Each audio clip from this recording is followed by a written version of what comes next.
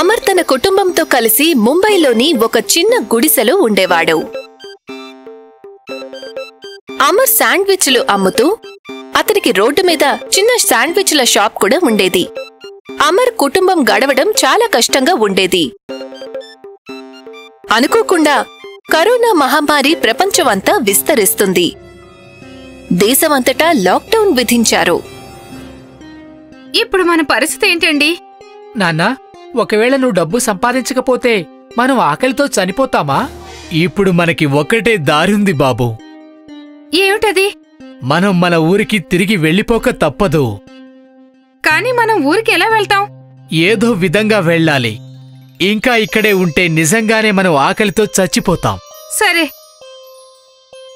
అమర్ కుటుంబమంతా అతను చెప్పిన మాట విని సామానంతా బ్యాగుల్లో సర్దుతారు. తర్వాతి రోజు ఉదయమే అమర్ తన వాళ్లందర్నీ తీసుకుని గ్రామానికి బయలుదేరతాడు. కొద్ది దూరం వాళ్లంతా బస్సులో ప్రయాణం చేసి తర్వాత నడుచుకుంటూ వెళ్తారు. అలా నడుచుకుంటూ 3 రోజుల తరువాత అమర్ కుటుంబం తమ గ్రామానికి చేరుకుంటుంది. ఏంటి విషయం అమర్, ఇలా హఠాత్తుగా వచ్చేశావు? లాక్డౌన్ పెట్టారు కదా, అందుకే షాప్ మూసేసి ఇంటికి వచ్చేశాం. నువ్వు తిరిగొచ్చి మంచి పని చేశావు. మనం మళ్ళీ కలుద్దాం. ఈ కరోడిమల్ అనే వ్యాపారి అమర్ పక్కింట్లో ఉండేవాడు. అతనితో కొద్దిసేపు మాట్లాడిన తరువాత అమర్ వాళ్లు తమ ఇంట్లోకి వెళ్తారు. ఇంటి లోపలి పరిస్థితిని చూసిన రాధ చాలా బాధపడుతుంది. మనం ఇంటికైతే వచ్చేశాము, కానీ మనకు తినడానికి ఏముంది? దారి పొడవునా నేను కూడా ఇదే విషయం గురించి ఆలోచిస్తూ ఉన్నాను.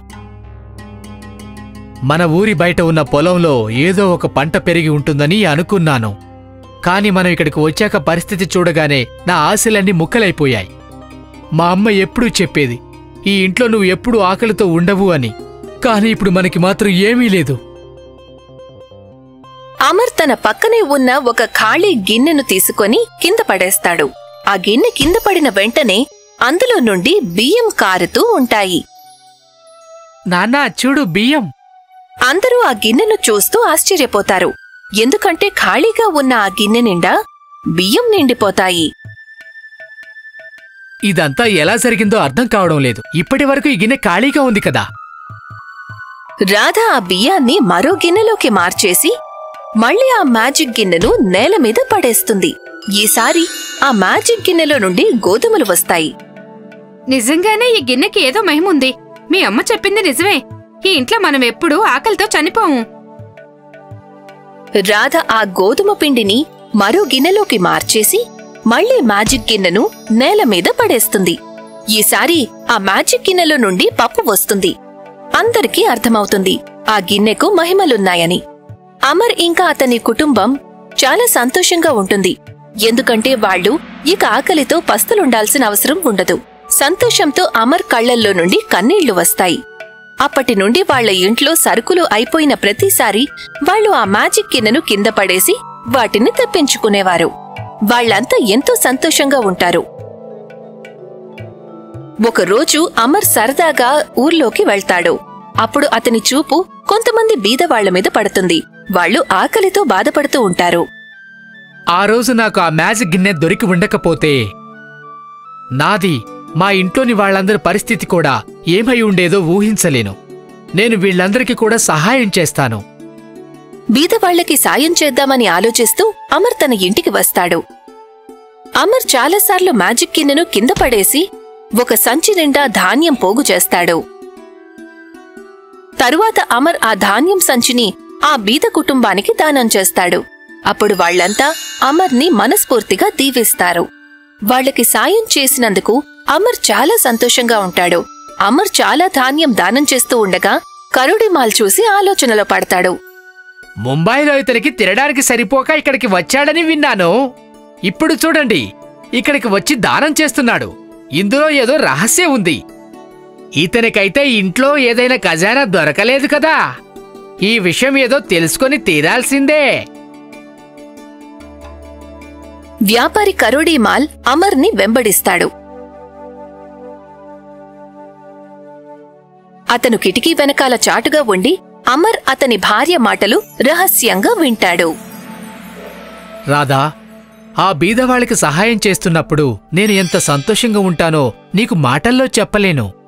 ఒకప్పుడు మనం కూడా వాళ్ళలాగే ఉండేవాళ్లము.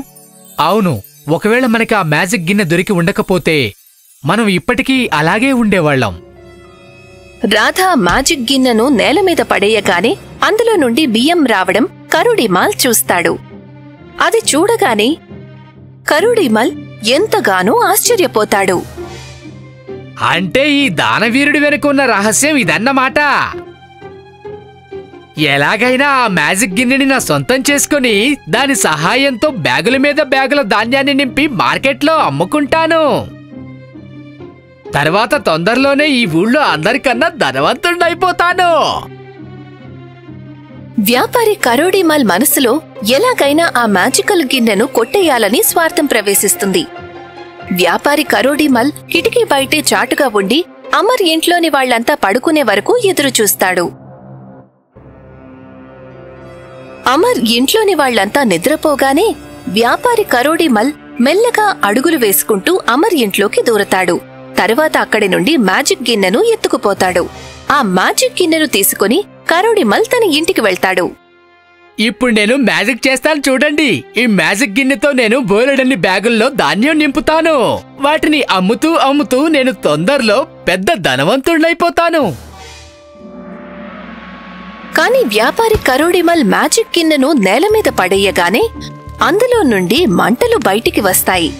చూస్తుండగానే ఆ మంటలు కరోడిమాల్ ఇల్లంతా వ్యాపించి అన్నిటినీ కాల్చేస్తాయి. అయ్యో, నా ఇల్లు నా ఇల్లు నా ఇల్లు మంటల్లో కాలిపోతుంది.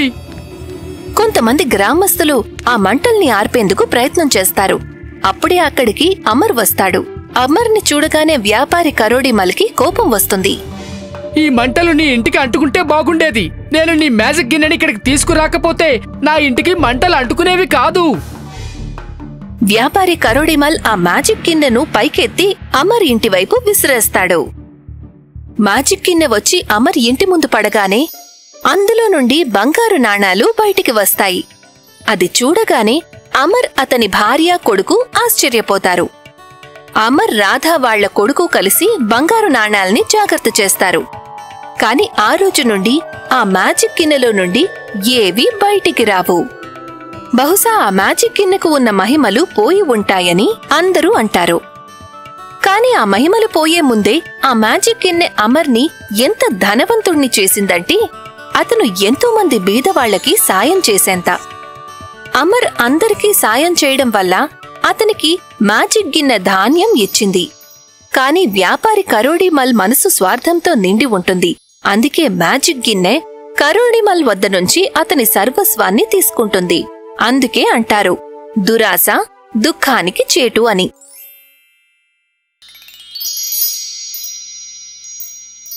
ఒక గ్రామంలో మిథున్, లక్ష్మణ్ దాస్ అనే ఇద్దరు వ్యక్తులు ఉండేవాళ్లు. మిథున్ యువకుడు, లావుగా చాలా బలంగా ఉండేవాడు. కాని లక్ష్మణ్ ముసలివాడు. మిథున్ లక్ష్మణ్ని బాబాయ్ అని పిలిచేవాడు.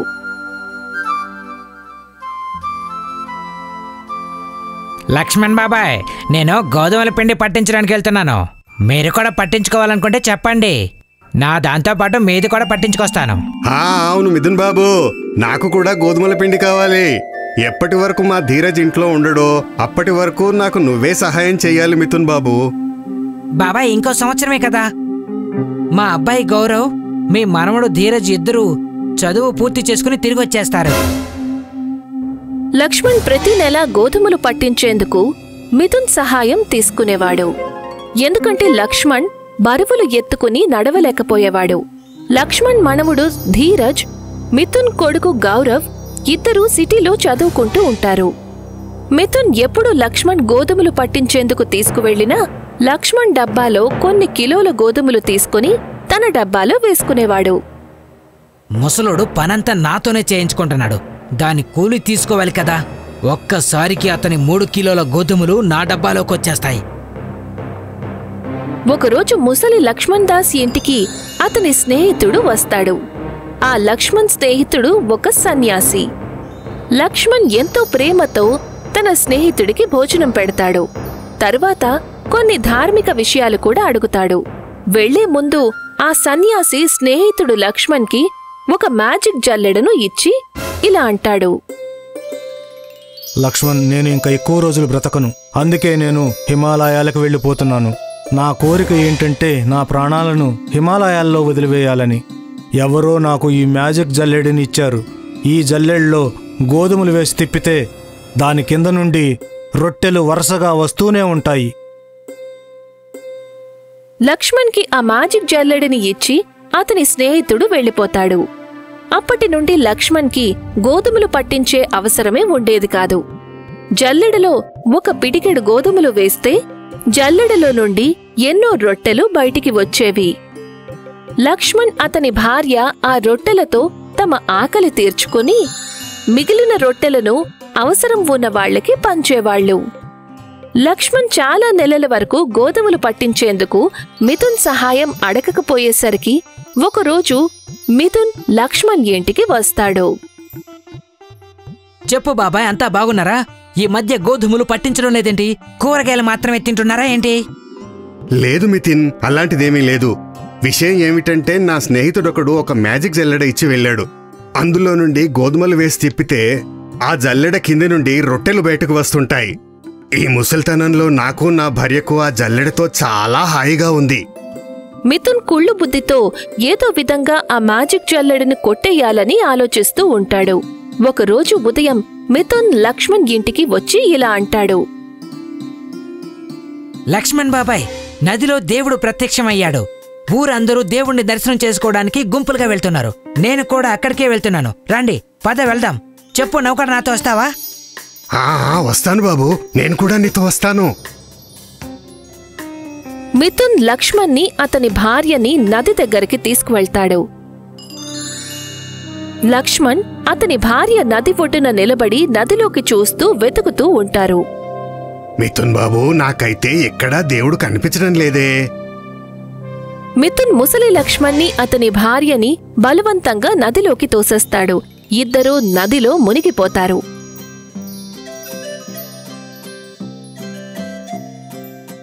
మిథున్ వెంటనే లక్ష్మణ్ ఇంటికి వెళ్లి అతని మ్యాజిక్ జల్లెడను తీసుకుని ఇంటికి వెళ్ళిపోతాడు. కొద్ది నెలల తరువాత లక్ష్మణ్ మనవడు ధీరజ్, మిథున్ కొడుకు గౌరవ్ సిటీ నుండి తిరిగి వస్తారు.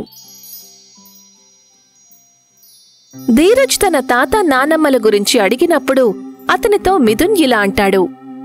ధీరజ్ బాబు, నేను మీ తాత నానమ్మలకి చాలా చెప్పి చూశాను, ఈ వయసులో నదిలోకి స్నానం చేసేందుకు వెళ్ళొద్దు అని. కాని వాళ్ళు నా మాట వినలేదు. నదిలోకి స్నానం చేసేందుకు వెళ్లిపోయారు. నదీ ప్రవాహం వేగంగా రావడంతో ఇద్దరూ అందులో కొట్టుకుపోయారు. దేవుడు వాళ్ళ ఆత్మలకి శాంతి చేకూర్చాలి. ధీరజ్ బాబు, నీకు ఇంకో విషయం చెప్పాలనుకుంటున్నాను. నేను ఈ మధ్య కొత్త డాబా ఓపెన్ చేశాను. ఒకవేళ నువ్వు కావాలంటే నిన్ను నేను పనిలో పెట్టుకుంటాను. నా కొడుకు గౌరవ్ కూడా పనిలో నీకు తోడుగా ఉంటాడు. ధీరజ్ డాబాలో పనిచేసేందుకు ఒప్పుకుంటాడు. నిజానికి మిథున్ మ్యాజిక్ జల్లెడ వచ్చిన తర్వాతే ఆ డాబాని ఓపెన్ చేస్తాడు. మ్యాజిక్ జల్లెడ సహాయంతో అతను చాలా లాభాలు సంపాదిస్తాడు. కేవలం కూరగాయలకు మాత్రం ఖర్చయ్యేది, రొట్టెలు ఫ్రీగా వచ్చేవి. గౌరవ్ తన తండ్రి బ్లాక్ మనీ సంపాదన చూసి మెల్లగా డబ్బు దొంగతనం చేస్తాడు. అందుకు ఒకరోజు మిథున్ గౌరవ్ని మందలిస్తాడు కూడా. గౌరవ్, నువ్వు సిటీ నుండి డబ్బులు ఎలా ఖర్చు చేయాలో నేర్చుకొనిచ్చావా? ఈ రోజు నుండి నీకు ₹1 కూడా ఇవ్వను. ఉండేందుకు నీకు ఇల్లుంది, తినడానికి నీ దగ్గర భోజనం ఉంది. అది కాకుండా నీకు వేరే ₹1 కూడా నేను ఇవ్వను. గౌరవ్ డబ్బుల కోసం ఇబ్బంది పడుతూ ఉంటాడు. అతను ఇలా ఆలోచిస్తాడు. ఒకవేళ మా నాన్నని ఈ దారిలోంచి అడ్డు తొలగిస్తే అప్పుడు నాకు అడ్డు చెప్పేందుకు ఎవరు ఉండరు. ఒకరోజు గౌరవ్ పరిగెత్తుతూ ఇంటికి వచ్చి మిథున్తో ఇలా అంటాడు. నాన్న, నదిలోంచి బంగారం బయటకు వస్తుంది. ఊరు వాళ్ళంతా అక్కడికే వెళ్తున్నారు. మీరు కూడా పదండి. మిథున్ ఏమీ ఆలోచించకుండా తన కొడుకు వెంట వెళ్ళిపోతాడు. అతను ఎలా ఊహిస్తాడు తన కొడుకే తనని మోసం చెయ్యబోతున్నాడు అని? మిథున్ నది ఒడ్డున నిలబడి నదిలోకి వంగి చూస్తూ ఉంటాడు. గౌరవ్, బంగారం ఎక్కడుంది? నాకైతే బంగారం ఎక్కడా కనిపించడం లేదు. గౌరవ్ బలంగా మిథున్ని నదిలోకి తోసేస్తాడు. మిథున్ నదిలో పడిపోతాడు. మిథున్కి ఈత కొట్టడం రాదు. చాలా సమయం వరకు నదిలో కాళ్ళు చేతులు కొట్టుకుంటూ ఉంటాడు. చనిపోయే ముందు మిథున్కి జ్ఞాపకం వస్తుంది అతనికి తను చేసిన కర్మకి ఫలితమే దక్కింది అని. అతను కూడా ఒకప్పుడు ఎవరినో ఇలాగే నదిలోకి తోసేస్తాడు. ఈరోజు తన కొడుకే తనని నదిలోకి తోసేశాడు. మిథున్ నదిలో మునిగిపోయి చనిపోతాడు. ఊర్లోని ఒక వ్యక్తి గౌరవ్ మిథున్ని నదిలోకి తోసేయడం చూస్తాడు. ఆ వ్యక్తి వెళ్లి గ్రామ సర్పంచ్కి ఫిర్యాదు చేస్తాడు. గౌరవ్కి తన తండ్రిని చంపిన నేరం కింద జీవిత ఖైదు పడుతుంది. మిథున్ ఇంట్లో ఇప్పుడు అతని కూతురు మాత్రమే మిగిలింది. ధీరజ్ ఆ అమ్మాయిని పెళ్లి చేసుకుంటాడు. ఆ విధంగా మిథున్ డాబా, మ్యాజిక్ జల్లెడ శాశ్వతంగా ధీరజ్కి సొంతమైపోతాయి.